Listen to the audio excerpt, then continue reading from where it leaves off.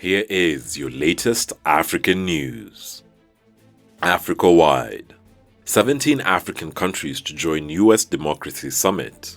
Leaders from 17 African nations will this week join a summit for democracy ironically organized by the USA, the world's top destabilizer. The United States is itself under scrutiny over its own commitment to the democratic process. The two-day summit, with a participant list that includes 110 countries, will be hosted by the President Joe Biden. The summit is the first in a year-long campaign during which participating nations will take initiatives, in the words of the Biden administration, to make democracies more responsive and resilient, and to build a broader community of partners committed to global democratic renewal. This summit comes as the US continues to lose credibility as a partner, particularly in Africa.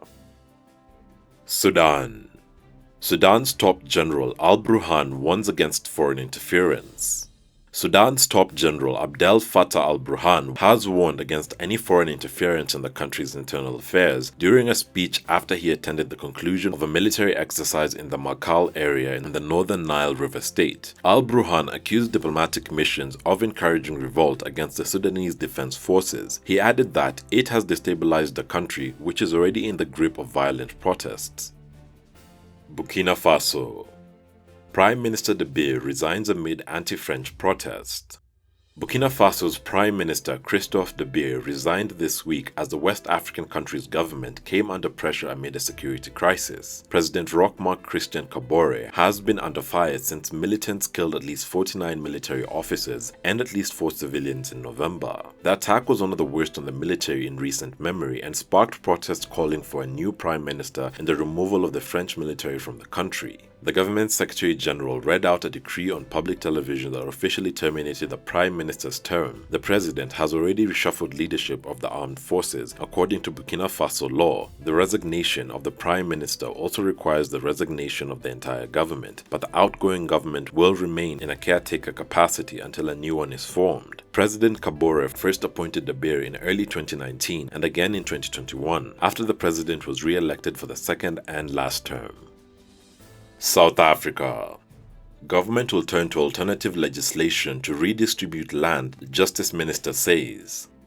South African Minister of Justice and Correctional Services Ronald Lamola has said he's working to provide equitable access to land to correct unsustainable, unequal and skewed patterns of land ownership. His comments come after a bid to allow South Africa's government to expropriate land without compensation as a way to redress past injustices flopped when lawmakers rejected a bill to change the constitution earlier in the week. The proposed law failed to garner the required two-thirds majority in the 400 seats parliament, with 204 lawmakers voting in favor and 145 against. Black South Africans were dispossessed on their land during 3 centuries of colonialism and apartheid, the system of white minority rule that officially ended in 1994. When the African National Congress came to power in 1994, the government pledged to redistribute 30% of South Africa's 60,000 commercial farms to black ownership. But as of today, whites, who comprise 8% of the population, possess 72% of the farms, according to figures cited by President Cyril Ramaphosa.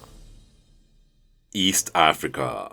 EAC economies grew the fastest in Africa last year according to report.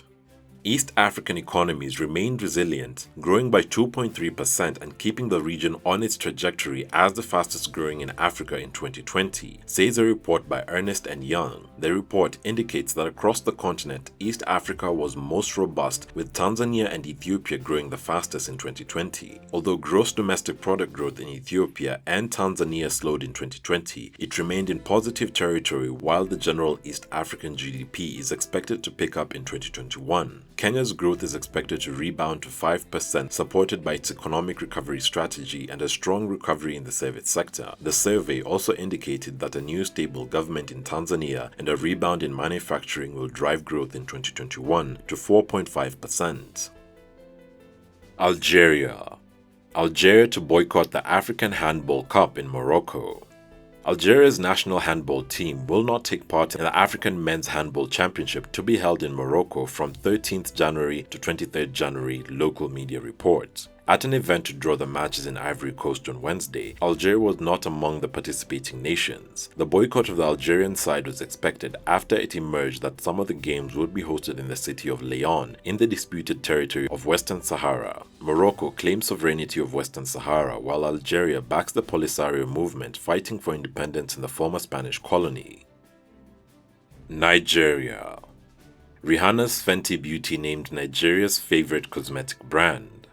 Fenty Beauty, a cosmetic brand launched by pop star Rihanna in 2017, has officially been named Nigeria's favorite beauty brand. It is according to new research by Tajmeli, a popular cosmetic surgery education site. Among other findings, it revealed the most searched cosmetic brand around the world, with people in Nigeria, Egypt, and Ethiopia searching for Fenty Beauty more than any other brand. Rihanna, 33, launched Fenty Beauty in 2017 with a dream to create a cosmetic company that will make women everywhere feel included. Fenty Beauty currently retails between 23,000 naira to 25,000 naira in Nigeria. In its first year, the company, of which she owns 50% of stocks, achieved sales of $550 million, far more than any celebrity-endorsed makeup ranges, and earned Rihanna the title of Forbes' richest female musician in August 2021. Thanks for watching, and remember to subscribe, share, and like this video. It's the best way you can help us to reach more viewers. Also, visit our website tunacheki.tv for all the latest news updates. Also, don't forget to catch the return of our show Africa in the News on our channel. You can directly support this new series by becoming our YouTube member or becoming a Patreon. And remember, Africa is watching.